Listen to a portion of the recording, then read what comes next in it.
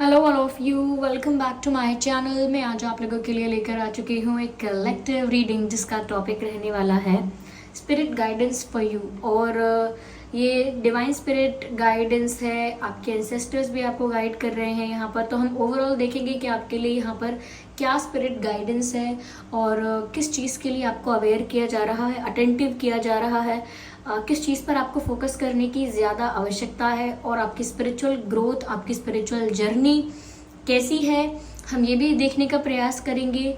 मुझे नहीं पता रीडिंग शॉर्ट होगी या लेंदी होगी, वो तो स्टार्ट करेंगे, मैसेजेस चैनल होंगे, उस पर डिपेंड करता है। ओके।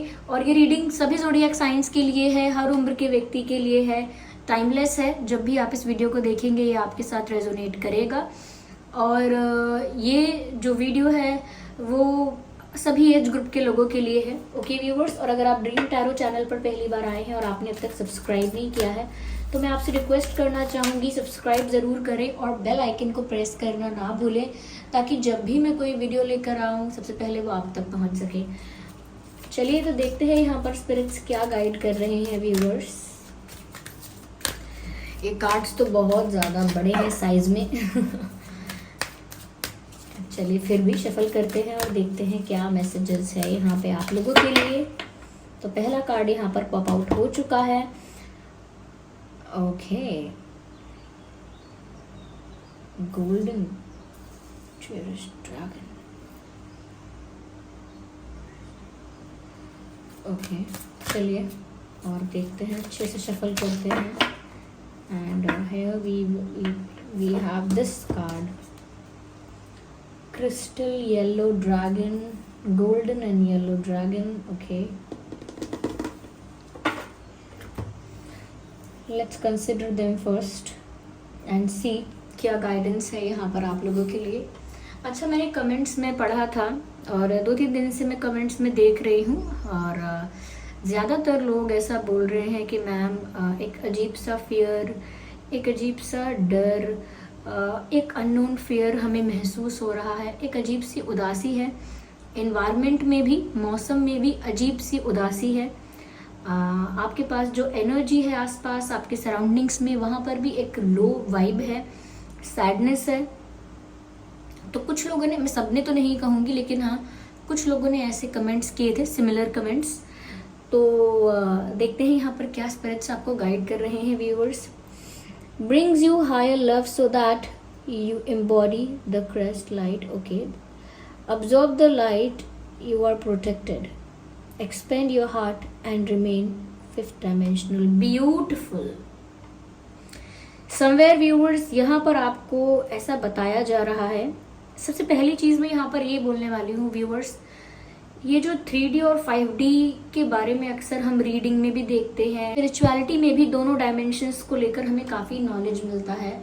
तो यहाँ पर ऐसा लगता है व्यूअर्स जैसे ये जो 5th डायमेंशनल बातें हैं ये आध्यात्मिकता की बातें हैं।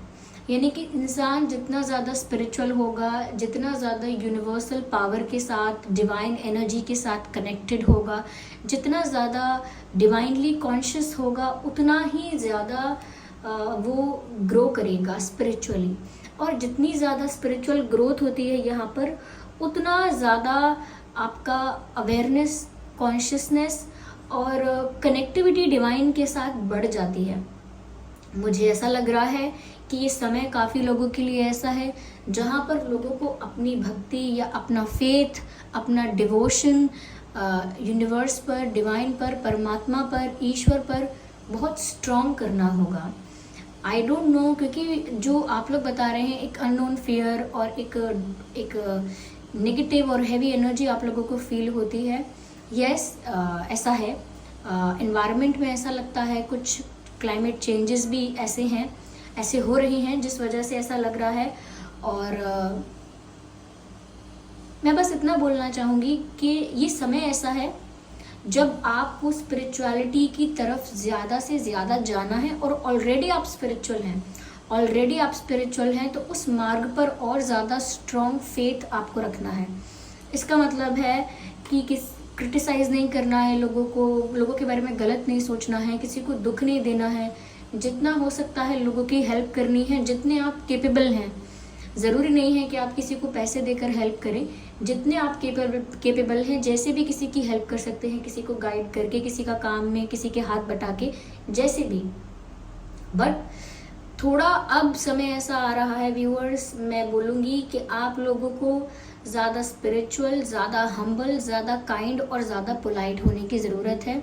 मुझे ऐसा लगता है आपकी लाइफ में अब स्पेस नहीं होना चाहिए आर्ग्यू करने के लिए, स्पेस नहीं होना चाहिए एंगर के लिए, और मैं तो कहूँगी स्पेस और टाइम, यानी कि अब ये दोनों चीज़ें मॉडर्न साइंस में डिफरेंट बताई जाती हैं, लेकिन वैदिक में दोनों सेम है। ओके, दोनों का बहुत अलग से वर्णन नहीं है, ऐसा कुछ अलग अलग नहीं है।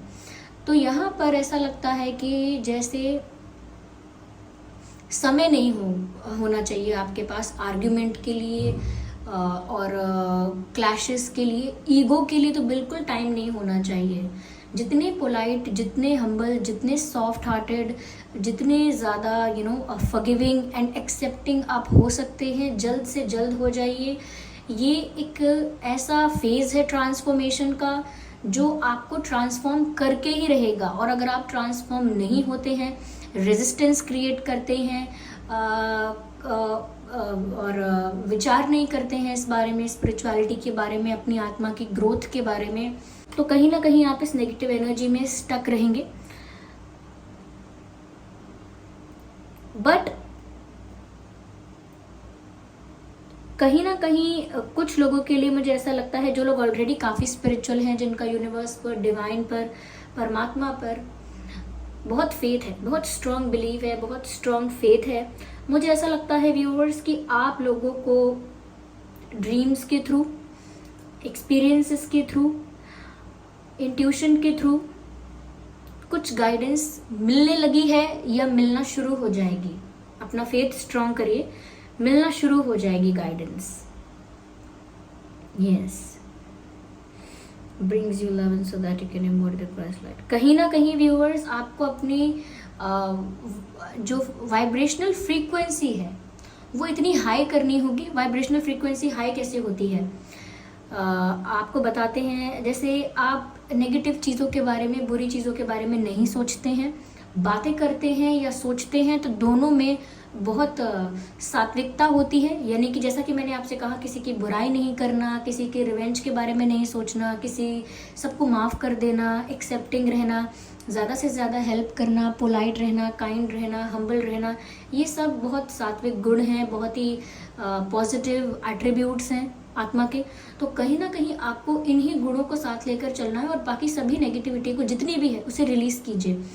और इतने गुण अगर आप एम्ब्रेस करते हैं, इन्हेंस करते हैं अपने अंदर, तो साथ ही साथ आपको कुछ प्रिकॉशंस भी लेने हैं, कुछ चीज़ों का ध्यान रखना है जो वापस आपको आपकी हाई वाइब्रेशनल एनर्जी को ब्लॉक ना करें।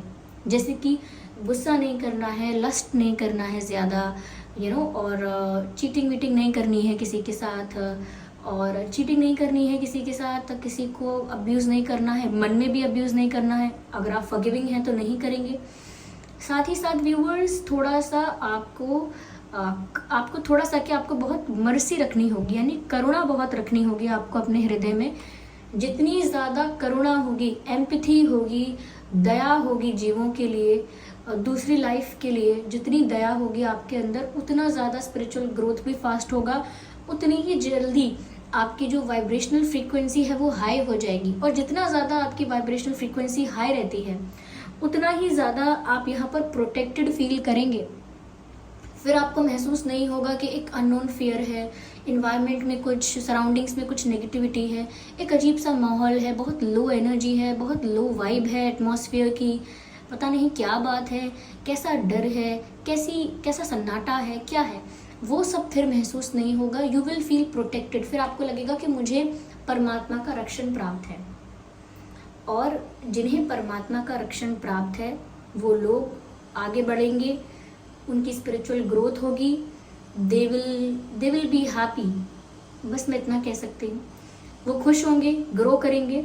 और जो लोग कहीं ना कहीं स्पिरिचुअलिटी से विमुख होकर रहेंगे, यानी कि परमात्मा पर विश्वास नहीं रखेंगे, डिवाइन पावर पर विश्वास नहीं रखेंगे, और अपने हृदय में करुणा लेकर नहीं आएंगे। मैंने करुणा के लिए इसीलिए कहा था क्योंकि जब हमारे हृदय में करुणा नहीं होती तो हम दूसरे जीवों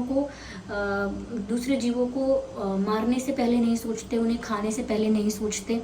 तो जब हम ऐसा करते हैं, दूसरे जीव जो रो सकते हैं, तड़पते हैं, जिन्हें दुख होता है, जिनके अंदर आत्मा है, जिनके अंदर भय का अनुभव भी होता है, खुशी का अनुभव भी होता है, उनको भी सभी तरह के इमोशंस महसूस होते हैं। जब हम उन पर दया नहीं करते हैं, हमारे हृदय में करुणा नहीं होती है, हम उनका शोषण करते हैं, उन्हें तकलीफ देते हैं और अपने हित के बारे में सोचकर उनके प्राण भी लेते हैं।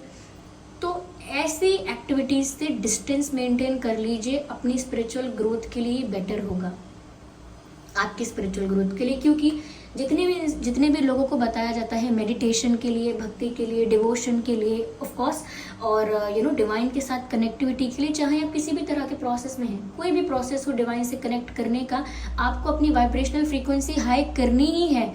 और अगर आप इस तरीके का कंजप्शन करते रहेंगे, अल्कोहल का कंजप्शन और एनिमल्स का कंजप्शन करते रहेंगे, तो ये कहीं ना कहीं आपके जो एनर्जी है उसे ब्लॉक भी करेगा। ओके, आपकी जो हाई वाइब्रेशनल फ्रीक्वेंसी हो सकती है उसको ब्लॉक करेगा। और साथ ही साथ अब्यूजिव वर्ड्स, नेगेटिव थिंकिंग, लोगों की निंदा करना, ये सब जो भी चीज़ें हैं, ये हमेशा आपको नेगेटिव रखेंगी, पीछे खींचेंगी और फिर आप प्रोटेक्टेड फील नहीं करेंगे। ये सारी बात प्रोटेक्टेड फील करने की है, ऐसा महसूस करना कि जैसे मुझे परमात्मा का रक्षण प्राप्त है, ऐसा महसूस करना कि जैसे मैं प्रोटेक्टेड हूँ, there is some energy which protects me, कुछ ऐसी एनर्जी है, कोई ऐसी पावर है, शक्ति है जो मुझे प्रोटेक्ट कर रही है, मेरी रक्षा कर रही है। तो फिर वो जो फियर और नेगेटिविटी है वो फील नहीं होगा। लेकिन हाँ, इन बातों का ध्यान रखें, अवॉइड दीज थिंग्स। यानी कि आपने देखा होगा जब मेडिटेशन के लिए बताया जाता है तो कहा भी जाता है कि आपको तामसिक चीज़ें अवॉइड करनी है। तामसिक चीज़ें अल्कोहल है, और ये आप अगर आप नॉन वेज का ज़्यादा मतलब ऐसे कंजप्शन करते हैं तो ये स्पिरिचुअलिटी के लिए अच्छा नहीं है, आपकी ग्रोथ के लिए, स्पिरिचुअल ग्रोथ के लिए अच्छा नहीं है। और अगर आपकी स्पिरिचुअल ग्रोथ नहीं होती है, आपका डिवाइन के साथ कनेक्शन स्ट्रांग नहीं होता है, तो कहीं ना कहीं आप वो कॉर्ड जो है, वो जो धागा बंधा हुआ है प्रेम का आपका परमेश्वर के साथ, परमात्मा के साथ, वो कच्चा रहता है, पक्का धागा नहीं होता, मजबूत नहीं होता, कच्चा होता है, टूट सकता है। ये सिर्फ उदाहरण के लिए मैं आपको समझा रही हूँ। ओके, यहाँ पर है expand your heart and remain fifth dimensional, यानी कि expand your heart and remain fifth dimensional, यानी कि फिफ्थ डायमेंशनल बोलने के लिए क्यों कहा, रहने के लिए क्यों कहा जा रहा है कि फिफ्थ डायमेंशनल ही रहिए, उसी एनर्जी में रहिए, उसी पर्सपेक्टिव में रहिए। कहने का मतलब ये है कि दुनिया को भौतिक नज़रिए से, मटेरियलिस्टिक पॉइंट ऑफ व्यू से देखना बंद कर दीजिए। मैंने कहा ये ट्रांसफॉर्मेशन का समय है।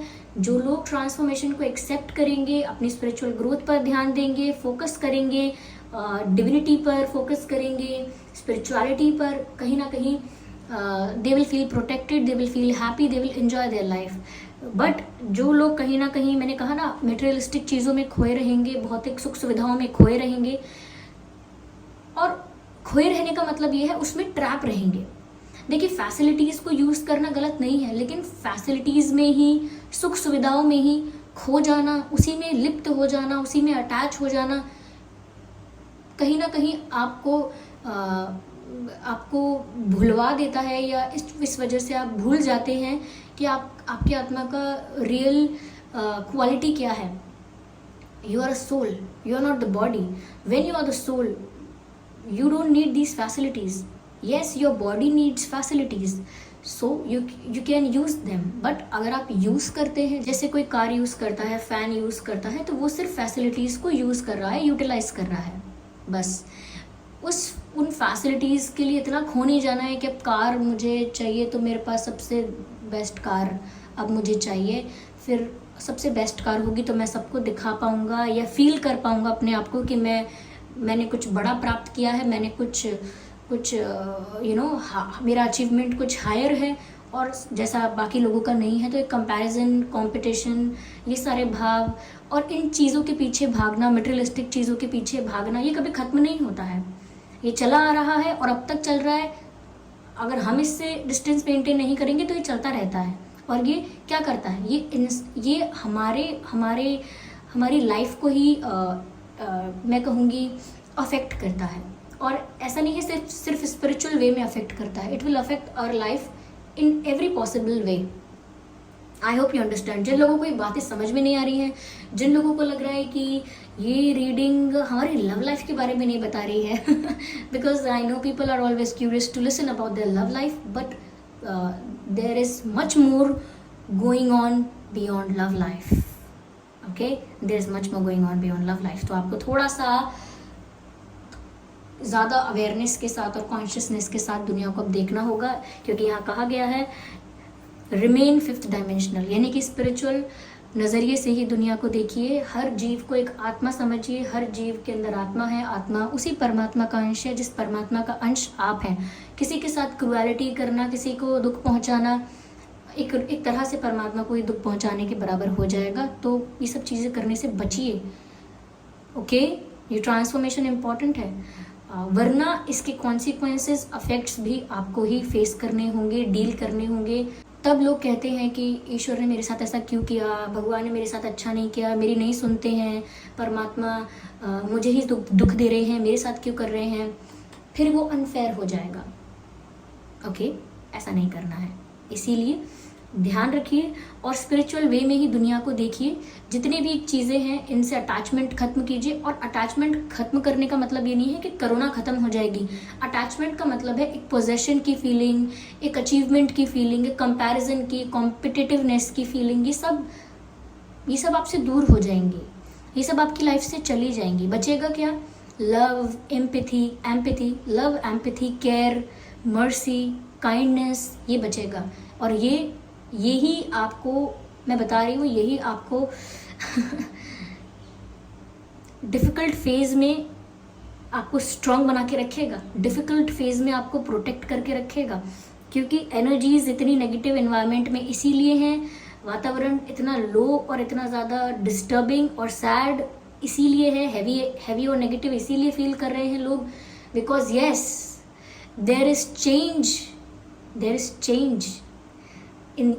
चेंज मैं क्या बताऊँ, यूनिवर्स के अकॉर्डिंग ही समझ लीजिए आपके हमारे चेंज आ रहा है हमारी लाइफ में। बस मैं ये बता रही हूँ। और ये चेंज छोटे लेवल पर नहीं आ रहा, ये ड्रास्टिक लेवल पर चेंज आ रहा है। जो लोग कनेक्टेड रहेंगे वो लोग उस चेंज का लाभ उठाएंगे, खुशी मिलेगी, प्रफुल्लित रहेंगे, ग्रो करेंगे। लेकिन जो लोग कहीं ना कहीं इन्हीं मटेरियलिस्टिक चीज़ों में खोए रहेंगे, इन्हीं चीज़ों में लिप्त रहेंगे कि ये तो लाइफ साइकिल है, मनुष्य इसको खा सकता है, उसको खा सकता है, ये तो लाइफ साइकिल है। We are not suppose to justify our wrong actions, okay? We are not supposed to justify our wrong actions. Wrong is wrong, okay?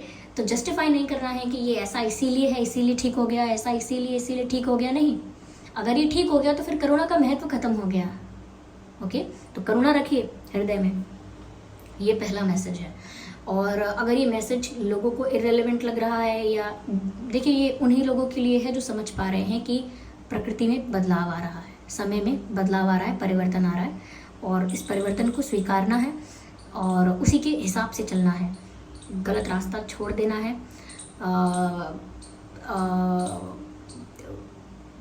आप बस समझ गए होंगे, क्योंकि इससे भी ज़्यादा क्या एक्सप्लेन करूँ, मैंने ऑलरेडी डिटेल में एक्सप्लेन कर दिया है विद लॉट ऑफ एग्जाम्पल्स।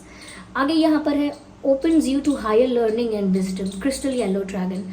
कहीं ना कहीं व्यूअर्स, अगर आप स्पिरिचुअलिटी की तरफ ध्यान देते हैं या उसी डायरेक्शन में चल रहे हैं, तो आपके लिए ऐसे डोर्स ओपन हो जाएंगे या ऐसे रास्ते खुल जाएंगे जहाँ पर आपको एक विजडम प्राप्त होगी। असली ज्ञान जो होता है, भौतिक ज्ञान नहीं, आध्यात्मिक ज्ञान प्राप्त हो जाएगा। और उसके लिए श्रम नहीं करना होगा, बहुत ज़्यादा परिश्रम नहीं करना होगा, केवल एकाग्रता और समर्पण पर्याप्त है।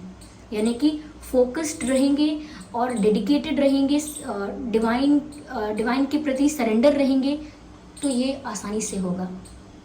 ओके, तो कहीं ना कहीं आपके लिए ऐसे आपकी लाइफ में डोर्स ओपन होने वाले हैं,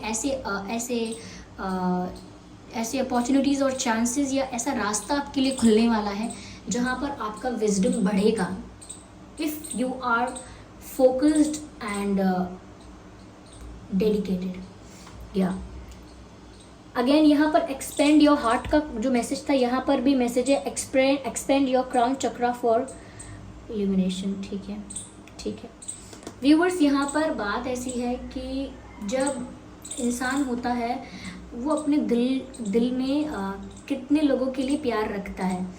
व्यक्ति अपने माता पिता के लिए प्यार रखता है, अपने हृदय में अपने भाई बहनों के लिए प्यार रखता है, ग्रैंड पेरेंट्स के लिए, रिलेटिव्स के लिए भी रख सकता है, अपने पार्टनर के लिए रखता है, अपने बच्चों के लिए रखता है, अपने फ्रेंड्स के लिए भी रखता है। ओके, उसका कोई सोशल सर्कल है, चलिए उसके लिए भी रखता होगा, लेकिन ये भी पर्याप्त नहीं है। आपको अपने हार्ट को इतना एक्सपेंड करना है कि आपके मन में जो प्रेम, करुणा और केयर है, यानी कि लव, मर्सी, केयर और एम्पैथी जो है, वो सिर्फ अपने परिवार तक सिमट कर ना रह जाए। पूरे सृष्टि में जितने भी जीव हैं, जितनी भी लाइफ है, उन सब के लिए आपका हृदय उतना ही ओपन होना चाहिए जितना आपके परिवार वालों के लिए आपका हृदय ओपन होता है। जब हम कहते हैं कि ये मेरा परिवार है, इनके लिए तो मुझे करना है, अब वो मेरा परिवार नहीं है, ये प्रॉब्लम क्रिएट कर सकता है। आपको चुनना नहीं है कि आप इनके लिए करेंगे और इनके बारे में सोचेंगे, ये आपके अपने हैं, उनके बारे में नहीं सोचेंगे, वो आपके अपने नहीं हैं। This is not the right way to deal with life. ये गलत तरीका हो जाएगा, क्योंकि देखिए जब हम अपनी आइडेंटिटी में और अपनी इंडिविजुअलिटी में लोगों को ऐड करते जाते हैं और ऐसा फील करते जाते हैं कि ये सब मेरा है और ये सब मुझसे जुड़ा हुआ है, इसीलिए मैं इन सब चीज़ों से जुड़ा हुआ हूँ और मैं इन सब चीज़ों के लिए समर्पित हूँ। जैसे अपने हस्बैंड वाइफ के लिए, अपने पार्टनर्स के लिए, अपने प्यार के लिए, अपने माता पिता के लिए, अपने फ्रेंड्स के लिए, बस अपने पूरे परिवार के लिए मैं समर्पित हूँ और मैं इनके लिए बहुत प्यार करती हूँ, इनको करता हूँ और इनके लिए मैं कठिन से कठिन परीक्षा दे सकती हूँ और इनके लिए बड़े से बड़ा पद त्याग कर सकता हूँ, बड़े से बड़ा सेक्रीफाइस कर सकता हूँ अपनी लाइफ में। इतना पर्याप्त नहीं है। ये समस्त सृष्टि आपका परिवार है और आपको सभी के लिए अगर सबके लिए इतना प्यार नहीं कर पाते आप जितना अपने परिवार से करते हैं, तो सबके लिए केयर, कंपैशन, इंक्लूसिवनेस की फीलिंग आपके अंदर होनी चाहिए कि हम सब एक हैं। ओके, ऐसा नहीं है कि सामने कोई भूखा है और आप एक्स्ट्रा खाने के बाद भी कुछ खाना आपके यहाँ ख़राब हो रहा है, खाना ख़राब हो जाना, 2 दिन 1 दिन रखा हुआ है ख़राब हो गया, ये नहीं होना चाहिए। इसका मतलब ये है बिल्कुल करुणा नहीं है हृदय में। तो ध्यान रखें इस चीज़ का। हेल्प पीपल, हेल्प अदर्स, तभी आपकी ग्रोथ हो पाएगी। ओके, स्ट्रगल करने से, मेहनत करने से आत्मा का विकास नहीं होता। जब आत्मा दूसरे लोगों को सहायता करती है, उससे आत्मा का विकास होता है। उससे भी आत्मा का विकास होता है। जिनको ज़रूरत है इस बात की, ये सुनने की, वो समझ गए होंगे। मैं बहुत सारी चीज़ें इसीलिए डायरेक्ट नहीं बोल रही हूँ कि मेरा मतलब है कि मैं ज़्यादा नेगेटिव नहीं बनाना चाहती कि आप समझें कि इतना क्या नेगेटिव माहौल है या इतना क्या नेगेटिविटी है, एनर्जी इतनी नेगेटिव है या इतना क्या गलत है कि ऐसा मैसेज हमें मिल रहा है। Those who need it, they will get it. Okay, walk the higher spiritual path. मैंने आपसे ऑलरेडी कहा था आपके लिए एक ऐसा रास्ता खुल जाएगा जहाँ पर आपको विजडम मिलेगी, ज्ञान मिलेगा और आध्यात्मिक ज्ञान मिलेगा। आध्यात्मिक ज्ञान क्या है, थोड़ा सा मैं इसका वो दे देती हूँ ब्रीफ में, थोड़ा सा इसको एक्सप्लेन कर देती हूँ। आध्यात्मिक ज्ञान भौतिक ज्ञान से अलग इसीलिए है क्योंकि भौतिक ज्ञान में यानी मटेरियलिस्टिक जो नॉलेज आपको मिलता है, उसमें आपको बताया जाता है कि नेचर से, यूनिवर्स से, प्रकृति से सब कुछ कैसे एक्सट्रैक्ट करना है और कैसे यूटिलाइज करना है, कैसे एक्सेस करना है और कैसे बेनिफिट प्राप्त करना है। जैसे अगर धरती के नीचे कोई धातु मिलता है तो कैसे उसे एक्सट्रैक्ट करना है, कैसे उसे यूटिलाइज करना है, कैसे उससे लाभ प्राप्त करना है। और ये सभी फील्ड्स के लिए है, साइंस के लिए भी है in each and every field हमको ऑलमोस्ट यही सिखाया जा रहा है कि हम इससे फ़ायदा कैसे लें, उससे फ़ायदा कैसे लें। ठीक है, तो ये एक्सटर्नल वर्ल्ड के बारे में हमें सिखाया जाता है जब हम भौतिक ज्ञान की बात करते हैं। और जब हम आध्यात्मिक ज्ञान की बात करते हैं तो वहाँ पर हमें अपनी आत्मा के बारे में बताया जाता है। लोगों को बताया जाता है कि आप जैसे कोई कहता है आई एम क्या नाम बोलूँ मैं, आई एम गीता। ओके, तो अगर कोई बोलता है आई एम गीता और कोई बोलता है माई नेम इज़ गीता, दोनों में कितना फ़र्क है आप बताइए। आप सोचिए, कुछ पल के लिए ही सोचिए। कोई कह रहा है आई एम गीता, यानी कि कोई कह रहा है मैं गीता हूँ, और कोई बोल रहा है माई नेम इज़ गीता, मेरा नाम गीता है। तो जब किसी का नाम गीता है तो वो कहना चाह रहा है कि मेरा नाम है गीता, मैं कौन हूँ, ये डिफरेंट बात हो गई। यानी कि जब लोग कहते हैं माई eyes, my hands, my legs, my body, तो वो कहते हैं मेरा शरीर, मेरी आँखें, तो फिर वो खुद कौन है। जैसे हम कहते हैं ना my pen, my bottle, my bag, my shoes, क्योंकि हम जानते हैं कि वो चीज़ें हम नहीं हैं, वो हमारी चीज़ें हैं बस। हम नहीं कहते I am the bottle, okay, I am the bag, I am the book, नहीं, हम ऐसा नहीं कहते। हम कहते हैं my book, my bottle, my bag. इसी तरह से हम शरीर के लिए भी बोलते हैं my body, my eyes, my hands, my hair, my nails, ऐसा कहते हैं। ये नहीं कहते I the nail, I the body, no, because we know we are not the body, इसीलिए हम उससे संबोधित भी नहीं करते। तो जब हम कहते हैं my name is this, my name is Geeta, my name is Rahul, Rohan, my name is that, तो हम बोल रहे होते हैं कि मेरी जो ये बॉडी है इसका नाम गीता है, मेरी जो ये बॉडी है इसका नाम रोहन है, मेरी ये जो बॉडी है इसका नाम एक्सेट्रा एक्सेट्रा है। लेकिन जब हम कहते हैं मैं ये हूँ तो ये गलत हो जाता है। मैं ये नहीं कह रही कि आपको इंग्लिश में कैसे बोलना है, मैं बस आपको डिफरेंस बता रही हूँ कि जब हम बोलते हैं कि आई एम गीता, मैं हूँ गीता, तो आप नहीं हैं, आपका नाम आपके शरीर का नाम है। ओके, तो जब आपको बहुत ज़्यादा आप डीप जाएंगे इसी आध्यात्मिक ज्ञान में कि आपको पहले तो इतनी नॉलेज बेसिक मिलेगी कि आपको आपकी बॉडी से अलग फील करना होगा अपने आप को। आप आपकी बॉडी से अलग है, आपकी बॉडी सिर्फ एक मशीन है, एक डिवाइस है जिसे आप यूज़ करते हैं एक्शंस के लिए, वर्क के लिए और मूवमेंट के लिए और बाकी चीज़ों के लिए यूज़ करते हैं बॉडी को। ओके, तो और जब ये डिवाइस पुराना हो जाता है, ख़राब हो जाता है, तो इसको छोड़ देते हैं आप। ओके, तो ये कहीं ना कहीं आपको डिफरेंसेस क्रिएट करने होंगे कि आप कौन हैं और आपकी बॉडी कैसे आपसे अलग है। और जब बॉडी आपसे अलग है तो फिर आप बचे क्या, आप हैं कौन। ओके, आप जो हैं वो एनर्जी हैं, स्पिरिट हैं, और वो जो एनर्जी है, सोल है, वो कहाँ से बिलोंग करती है, क्या पर्पस है। तो इस तरह का ज्ञान आपको आध्यात्मिक ज्ञान बताया जाता है। और जब आध्यात्मिक ज्ञान हो जाता है तो इंसान को अनुभव हो जाता है और महसूस हो जाता है कि ये समस्त संसार जो है ये उसी अंश से बना है, उसी सब्सटेंस से बना है या उसी एलिमेंट से बना है जिससे मैं हूँ। जैसे मैं परमात्मा का अंश हूँ वैसे ही ये सारे भी हैं। और फिर वो दुनिया को अपने से अलग नहीं देखता, फिर वो दुनिया को अपने भीतर देखता है कि ये सब कुछ मेरे अंदर है और मैं खुद इन सब चीज़ों के अंदर हूँ और ये सब मेरे अंदर है। हम दोनों अलग नहीं हैं, हम दोनों भिन्न नहीं हैं। तो ये तो जितना हम ज़्यादा इसके बारे में चर्चा करेंगे ये डिटेल में जाएगा, लेकिन जितना मैंने बताया है उतना आपको समझ आ गया होगा। मैंने बहुत ज़्यादा कार्ड्स नहीं निकाले हैं, जितनी रिक्वायरमेंट थी यहाँ पर उतने मैसेजेस मैंने यहाँ पर लिए हैं। चाहे कोई बोले मैम आपको ज़्यादा कार्ड्स पुल करने चाहिए, दिस एंड दैट, जिस तरह से मुझे गाइड किया जाएगा ये करने के लिए, I am guided to do like this. Okay, मैं चाहूँ तो अभी और डेक यूज़ कर सकती हूँ, but I am not guided to take another deck, आप समझ सकते हैं।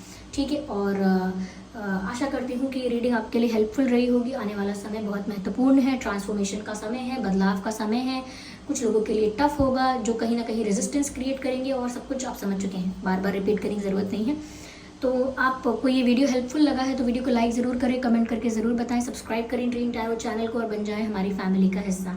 चलिए फिर मिलते हैं अगली रीडिंग में, तब तक के लिए bye bye family and take care, bye bye.